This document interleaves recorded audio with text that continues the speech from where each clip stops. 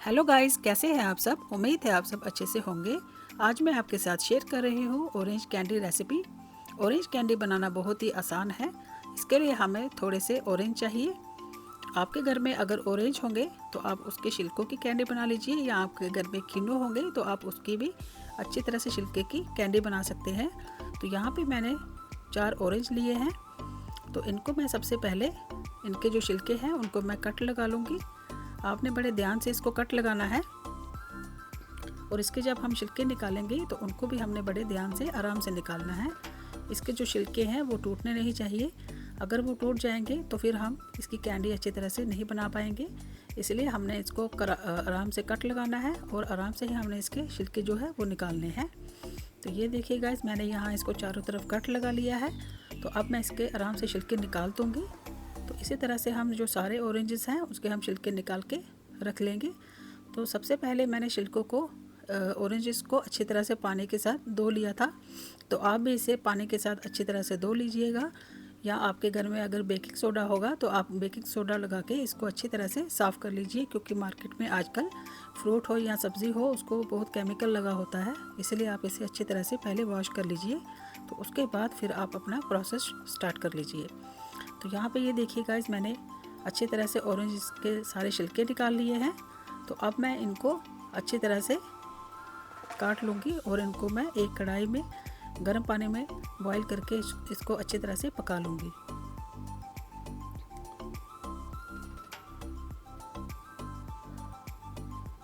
चलिए, यहाँ पे मैंने कढ़ाई ली है।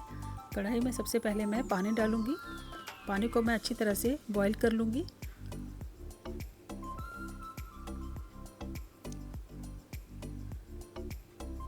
पानी अब बॉईल होना है।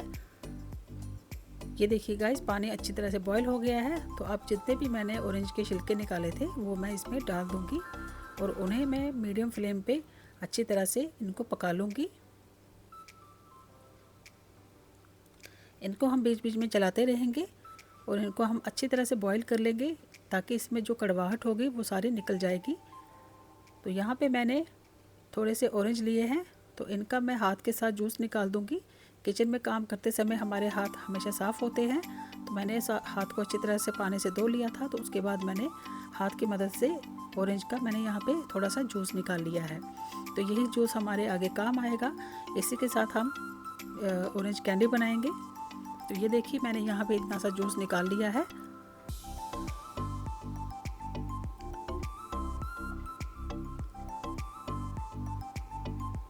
तो चलिए, हम यहाँ पे छिलके हैं उनको हम चेक कर लेते हैं। ये देखिए, छिलके थोड़े नरम हो गए हैं, और जितनी अच्छी तरह से ये पकेंगे तो इसकी जो कड़वाहट है वो उतनी ही अच्छी तरह से निकल जाएगी। तो फिर इसे हम अच्छी तरह से खा सकते हैं। इसका हमें अच्छी तरह से टेस्ट भी आएगा। तो अगर कड़वाहट होगी तो फिर हम ये कैंडी नहीं खा पाएंगे।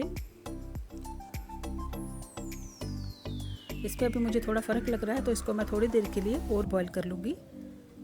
तो ये देखिए, मैंने यहाँ पे इसको अच्छी तरह से बॉईल कर लिया है। अब मैं इन छिलकों को पानी से बाहर निकाल दूँगी।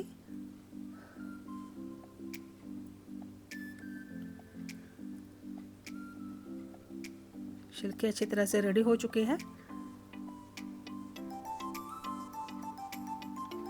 इनको निकालते समय हमने थोड़ा ध्यान रखना है। ये अभी नरम हो चुके हैं, तो इनको हम बड़े आराम से निकालेंगे। और यहाँ पे मैंने एक प्लेट में इन सारे छिलकों को रख दिया है। अभी हम इनको थोड़ी देर के लिए ठंडा करेंगे।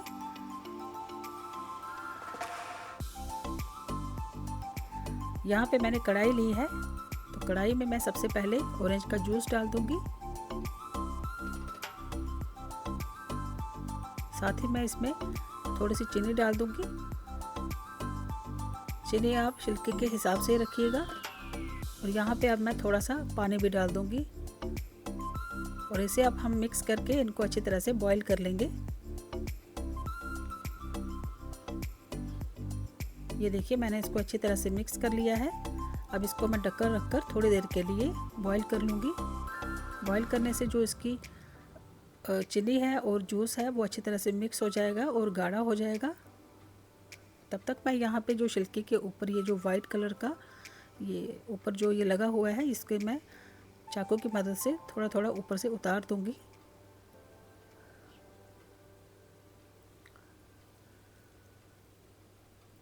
इसी तरह से मैं सारे छिलके उनका ये मैं ऊपर से जो वाइट कलर का ये धागा है इसे मैं अच्छी तरह से निकाल दूंगी।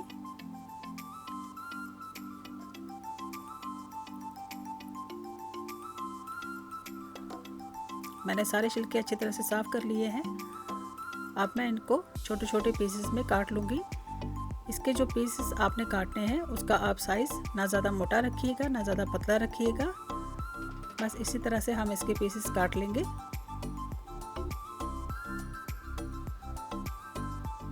ये देखिए इतना साइज़ ठीक होगा।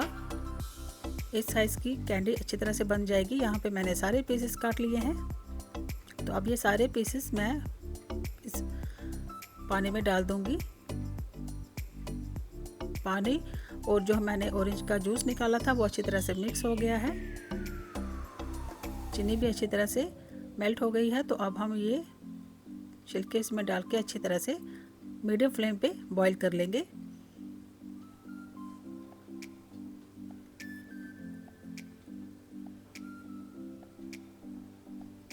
अब इन छिलकों को हमने बड़े आराम से इनको हमने चलाना है ताकि ये टूटे ना।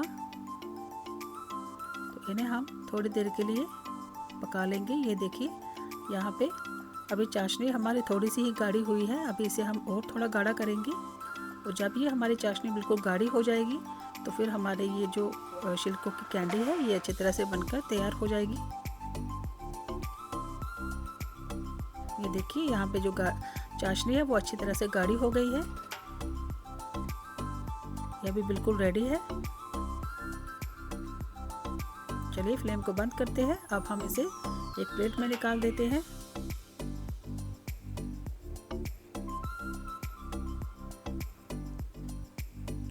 अभी मैं इनके एक एक पीसेस सेट करके लगा दूंगी और उन्हें मैं अच्छी तरह से ठंडा कर लूंगी। अभी इनको हमने 1 या 1.5 घंटे के लिए हमने इनको ठंडा करने के लिए छोड़ना है और ये अच्छी तरह से ठंडी हो जाएगी। फिर उसी के साथ ये सेट भी हो जाएगी। मैंने यहाँ पे एक स्टैंड लिया है। स्टैंड के ऊपर मैंने इनको अच्छी तरह से बिछा दिया है। तो अब मैं इनको थोड़ी देर के लिए रख देती हूँ। ये अच्छी तरह से सूख जाएगी और ठंडी भी हो जाएगी। यहाँ पे मैंने पिसी हुई चीनी ली है। आप चाहे तो मार्केट से पिसी हुई चीनी ला सकते हैं या इसको आप घर पे भी कर सकते हैं। मिक्सी में आप कर सकते हैं। तो यहाँ आपके पास मामदस्ता होगा, आप उसमें भी इसको अच्छी तरह से पीस सकते हैं। मैंने इसको घर पे ही पीस लिया था। ये देखिए कितनी बारीक अच्छी तरह से मैंने ये घर पे ही पीस ली है। तो अभी हम यहाँ पे ये जो हमने ऑरेंज के छिलकों को हमने बनाया था ये अच्छी तरह से सूख गई है। इसमें जो चाशनी थोड़ी सी बची हुई थी वो मैंने एक गिलास में निकाल दी है। तो इसका हम जूस बना के भी पी सकते हैं। यहाँ पे मैंने ये जो छिलके हैं इनको अच्छी तरह से सुखा लिया है। इनका जो एक्स्ट्रा जूस था वो भी नीचे निकल गया है।